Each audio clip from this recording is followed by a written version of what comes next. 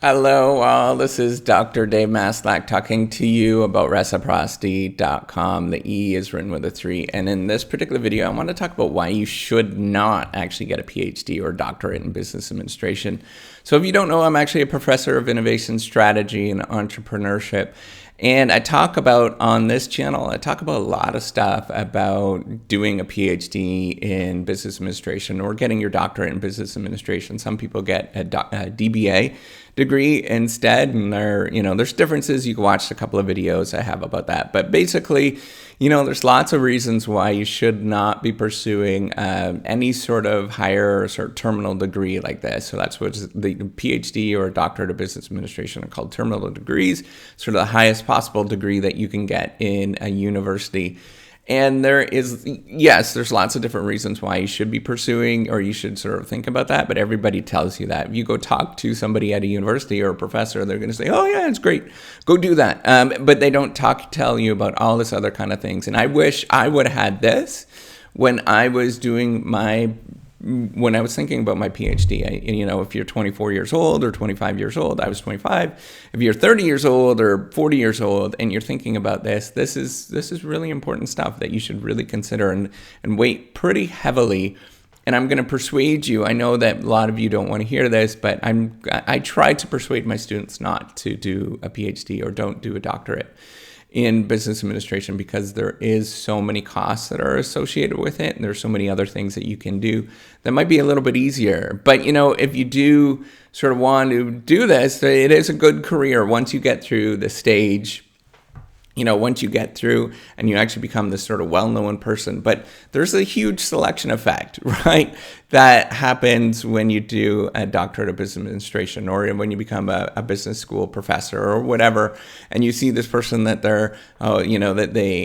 you have high esteem at a particular university. There's a very large selection effect. For every one person that tried to get there, for every 10 people that try to get there, there's only one person that ever makes it. So you should be well aware of that. It is pretty tough to actually get there. So what are the reasons not to get a doctorate of business administration? So you should really think that the first thing is that the returns on your education are just far too long. It is not really rational in any sort of way. It's going to take you probably about a decade to recoup the cost of pursuing a doctorate in business administration.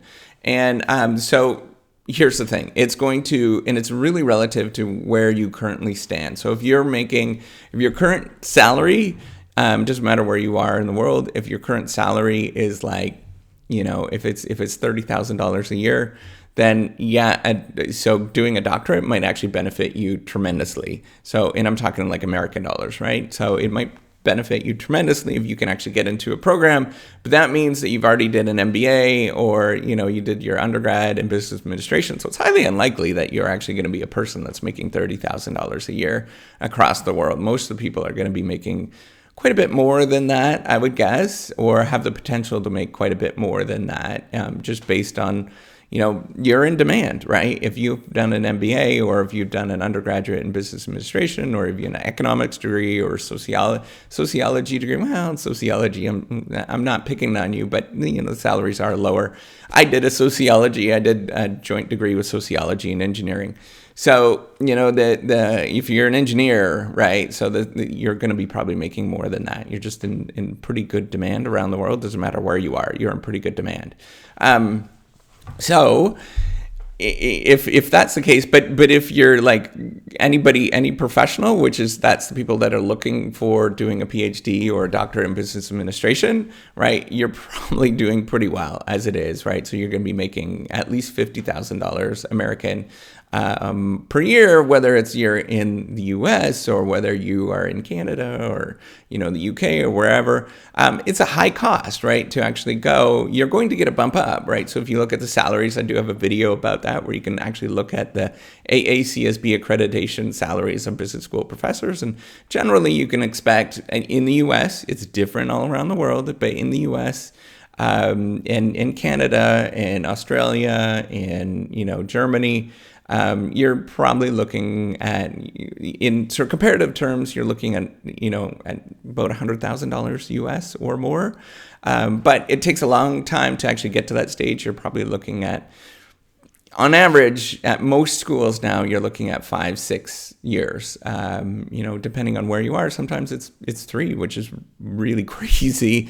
But in the UK, I know that it's 3 to do your PhD. But generally, those people have to continuously if they want to keep pushing forward and actually get a business school professor job, they actually have to do postdocs and find different positions and things like that, because it's just physically impossible unless you're the most outstanding. And I do know that there are a couple of people in the world, before you sort of mention it, and they are truly outstanding people that they've gone through within 3 years. Most people can't do that. If you're anything like me, and I'm just kind of a buffoon, you're going to take a lot longer than that. Okay, number 2, and by the way, then it's going to get costly, right? So number 2, you're going to have to work long hours. So if you're thinking of a PhD is just for horsing around, you have this sort of movie picture in your mind of what a PhD is, that you're just slacking off and you're smoking dope and all that kind of stuff all the time. You're so far off from reality. You're going to have to work much harder now in a PhD, or if you do your doctorate in business administration, than when you would if you're actually in the working world. And I know lots of people are going to be like, oh, that's not true, but it is true. If you're going to perform at the level that you are going to be world class, you're going to have to work long hours and do a pretty good job, and work a long time and put in a lot of work. So that's all I'm sort of pointing it out. And you talk to anybody that's world class, they're putting in crazy hours. I guarantee it. It doesn't matter what field you're in, by the way. You're going to be putting in crazy hours to do world class. If you're a lawnmower and that's your job, is to mow lawns, and you're out there, you're putting in crazy hours to perform at the level of world class within your league. Same within business administration. And the one thing that is, everybody knows what your performance level is. So you can see what it is based on the number of publications that you have, and your performance level dictates how much you're going to make in the long run. So if you're completely happy and you want to sort of just get out there and just teach, then getting a PhD is probably not really worth your time. But if you want to go in the track where you're doing research and you're pushing forward and you're part of the game, then you're going to have to work long hours. Number 3. So guess what? You're probably going to be emotional, and you're probably going to cry. You're probably going to get angry at somebody at least several times within your PhD program. I don't know a single person that has not done this, unless they're just crazy for whatever reason. They're just like, Zen. Most people are going to have a very emotional time. And that's really, so this is a symptom of that. There's a lot of uncertainty and ambiguity throughout the process. You go through all these crazy life changes, and you're working by yourself, and you're kind of just pushing forward, and it's all up to you. And you know that it's all up to you, but you don't know how to do it. And, it's just really an emotional kind of crazy trip. So a lot of people go through a lot of, crying and all that kind of stuff. So part of the whole this YouTube videos, by the way, is me trying to get you to know that there's other people in the world, that we're all struggling through this. Is part of hopefully me giving back as much as you can, that I do go through all this kind of crazy stuff as well. Everybody goes through this, and I'm trying to sort of break down the barriers that, all the BS barriers that you have to be sort of like this superhuman person to do this kind of stuff. That's BS. And we all go through all of these kind of emotional kind of stuff. So I'm just trying to be as open and honest as I possibly can to share some of these insights with you before you even try to do a PhD. And for those who are actually pursuing a doctorate of some sort, that they know that, there's real people out there doing real things, and we have real emotions, and we struggle with this kind of stuff. So number 4, you're going to have to spend a lot of time alone when you do a PhD in business administration or doctorate in business administration. When I say alone, I mean alone. You're probably not going to see your family. You're not going to be by your coworkers. If you are, then your coworkers will have to be awfully quiet, because you're studying. It's work, right? It's like going to law school. You're studying, you're doing work. It's going to med school. You're studying, you're doing work. And a lot of people actually experience mental health issues because of this. And by the way, I have a video about that. that. And if you do have any sort of mental health issues right now, please do go get some help. It's going to really, really help you out in the long run. Go see a counselor. If you're really feeling down and out at this current moment, do call somebody up. Really, I mean, it's going to help you out in a lot of different ways. So we all go through these kind of crazy, weird mental health issues, and you do have this sort of exploration of yourself.